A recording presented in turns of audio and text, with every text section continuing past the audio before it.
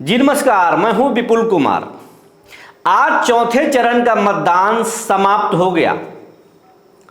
नेताओं की किस्मत ईवीएम में कैद हो गई, लेकिन इस बार जो वोट प्रतिशत में इजाफा हुआ है उससे नेताओं ने राहत की सांस ली है, खास करके एनडीए के नेता। अगर हम बात करें कि किन किन लोकसभा क्षेत्र में चुनाव हुई है और कितना प्रतिशत कहां पर वोटिंग हुआ है तो आपको हम बताते चलते हैं।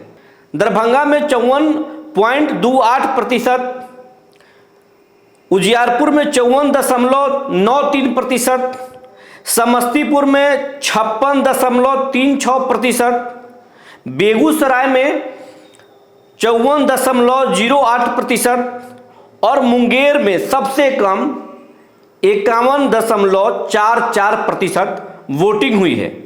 आपको बताते चलें ओवरऑल जो वोटिंग हुई है वो 54.14% हुई है और सबसे कम मुंगेर में और सबसे ज्यादा दरभंगा में वोटिंग हुई है। इन पांचों लोकसभा क्षेत्रों में जो वर्तमान में कब्जा है वो एनडीए का है और इस बार इन पांचों लोकसभा सीटों पर कड़ी टक्कर है और विपक्ष को, खास करके इंडिया ब्लॉक के जो नेता हैं, उनको उम्मीद है कि इस बार उनका खाता इन 5 लोकसभा सीटों में जरूर खुलेगा, वहां पे जरूर उनको मिलेगा। हम सबसे पहले बात करेंगे 2 लोकसभा सीट की जो सबसे हॉट सीट माना जा रहा है, जहां से 2 केंद्रीय मंत्री चुनाव लड़ रहे हैं। सबसे पहले हम बात करेंगे बेगूसराय, जहां पर गिरिराज सिंह, मोदी के जो मंत्री हैं और बीजेपी के फायर ब्रांड नेता हैं गिरिराज सिंह को टक्कर दे रहे हैं सीपीआई के कैंडिडेट अवधेश राय, और यहां पर काफी टक्कर है। लेकिन जिस तरीके से गिरिराज सिंह के पक्ष में जो गोलबंदी हो रही थी, जिस तरीके से कैंपेन कर रहे थे गिरिराज सिंह, उनका जो बॉडी लैंग्वेज था, आत्मविश्वास उनके समर्थकों में था, तो उससे बहुत कुछ साफ दिख रहा है। लेकिन यहां पर भी बहुत कड़ी टक्कर है। हम बता नहीं सकते कि क्या हुआ है, लेकिन यहां पर आगे निकलते हुए और कॉन्फिडेंस जो है बीजेपी नेताओं को दिख रहा है।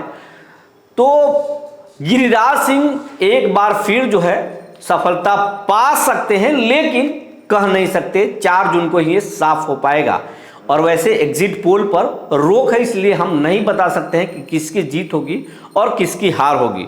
अब हम बात करते हैं उजियारपुर लोकसभा सीट की, जहां पर अमित शाह के खासम खास और केंद्रीय गृह राज्य मंत्री नित्यानंद राय चुनाव लड़ रहे हैं और उनको वहां से टक्कर दे रहे हैं अवधेश राय, जो आरजेडी के कैंडिडेट है।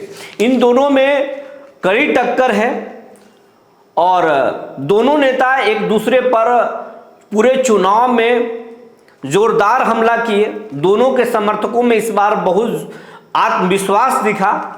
जो दोनों नेताओं के जो अपने अपने क्षेत्र के जो पोलिंग बूथ है वहां पर मतदाताओं में काफी कतार देखी गई है, वहां पर अच्छा मतदान हुआ है। तो यहां पर कड़ी टक्कर है और यहां पर हम किसी की जीत और किसी की हार नहीं कर सकते हैं। वो 4 जून को ही साफ हो पाएगा, लेकिन बीजेपी को यहां पर भरोसा है कि एक बार फिर वो जीतेंगे और आरजेडी को लगता है, इंडिया ब्लॉक के लगता है कि शायद ये इस बार पासा पलट देंगे, लेकिन ये तो 4 जून को ही साफ हो पाएगा।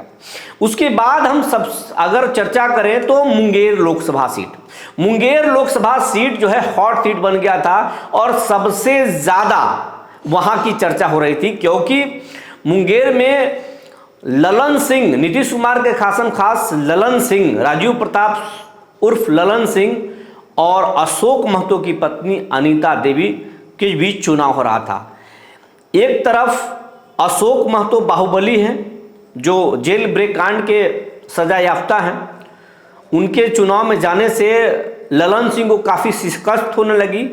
तो कहा जा रहा है कि इसी बीच 15 दिनों के पेरोल पर बाहुबली अनंत सिंह को जेल से बाहर निकाला गया। वैसे अनंत सिंह ने जो कोर्ट में और जो सरकार में जो आवेदन किया है, वो आवेदन किया है कि उनको बंटवारा करना है, उसी के लिए निकले हैं। लेकिन वहां पर अनंत सिंह जैसे ही मुंगेर गए, ये बात साफ हो गया कि अभी ललन बनाम अनीता की चुनाव नहीं, बल्कि अनंत बनाम अशोक की लड़ाई है। दो बाहुबलियों की लड़ाई है। और आज देखा भी गया, हर बूथ पर मतदाता तटस्थ दिखे और उत्साह दिखा और कांटे की टक्कर दिखी। अशोक महतो ने भी खूब ताकत झोंका और अनंत सिंह का तो कहना ही नहीं है। अनंत सिंह तो छोटे सरकार कहे जाते हैं उस लोकसभा सीट में और उस इलाके में। तो यहाँ पर भी रोचक लड़ाई हुई है, लेकिन उम्मीद जताया जा रहा है कि ललन सिंह अनंत सिंह के आने के बाद थोड़ा भारी पड़ गए थे, इसलिए बाजी मार सकते हैं।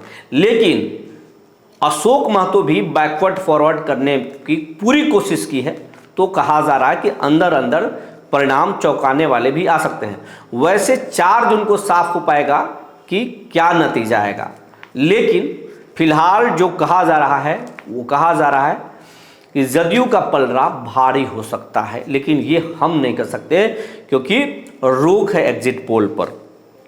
अब हम बात करेंगे समस्तीपुर लोकसभा सीट की। यहाँ पर नीतीश कुमार के 2 करीबी मंत्रियों के संतान चुनाव लड़ रहे थे। अशोक चौधरी की बेटी सांभवी चौधरी लोजपा रामविलास के टिकट से चुनाव लड़ रही थी और कांग्रेस पार्टी से चुनाव लड़ रहे थे महेश्वर हजारी के बेटे सन्नी हजारी, और दोनों के बीच कांटे की टक्कर कही जा रही है। कहा जा रहा है कि सन्नी हजारी ने सांभवी चौधरी को पसीना छुड़ा दिया है, इस तरीके से कैंपेनिंग किया है। लेकिन जो एनडीए कुनबा के जो नेता हैं, कार्यकर्ता हैं, उनका आत्मविश्वास बहुत झलक रहा था और उनका कहना है कि बस चुनाव वो जीत चुके हैं, मार्जिन का अंतर है कि हम कितना ज़्यादा मार्जिन से जीतेंगे। लेकिन वहाँ के जो स्थानीय पत्रकार हैं, वहाँ के जो लोग हैं, उनका कहना है कि चुनाव कांटे की टक्कर की हुई है और नतीजा 4 जून को ही साफ हो पाएगा कि कौन यहाँ से बाजी मारेगा। तो ये तमाम लोकसभा सीटों की हम बात कर दिए, कौन कहाँ से भारी पड़ रहा था, कौन कहाँ बाजी मार सकता है। तो ये रहा, चौथे चरण का मतदान हो चुका है। ईवीएम में सबके जो है भाग्य बंद हो चुके हैं। अब 4 जून को ही ये खुलेगा और साफ हो पाएगा कि कौन कहाँ का शहंशाह बनेगा और किसकी हार होगी। ये तो 4 जून को ही पता चलेगा। बने रहिए हमारे साथ, फिर आएंगे एक नई खबरों के साथ। धन्यवाद।